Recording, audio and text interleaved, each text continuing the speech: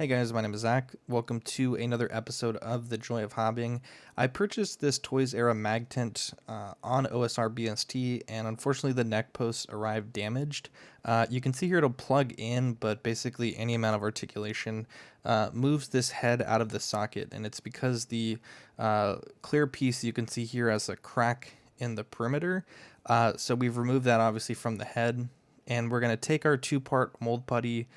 This is the Illuminate Amazing Mold Putty, and we're going to mix that up in a 1-to-1 mixture here until we get a solid consistency. And I'm going to try to make a neck joint out of this. Now, obviously you can go on eBay and spend $7 or $8 and buy the plastic one. And eventually I may do that, but I just spent some money on this figure, and I don't really want to spend more money to fix it. So we're going to make sure this is nice and tight. What we need to do is basically make a joint up top, and then also have the mold putty form a joint on the bottom. Plugging it in here, you can see the fit seems pretty good.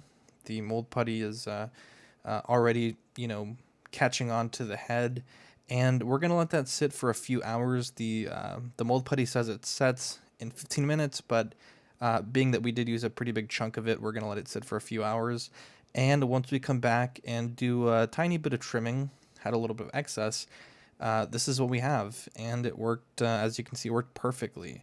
Nice and firm, get all the articulation still of a double ball joint, and it holds very firm to remove the head. So saves us $8, and I just think it's an invaluable resource if you're a customizer. You can find this stuff at Hobby Lobby, Amazon, pretty much anywhere, Michael's maybe, and it's a pretty invaluable tool for anyone doing customizing. Thanks for watching. Hopefully you learned something. Please rate, comment, and subscribe.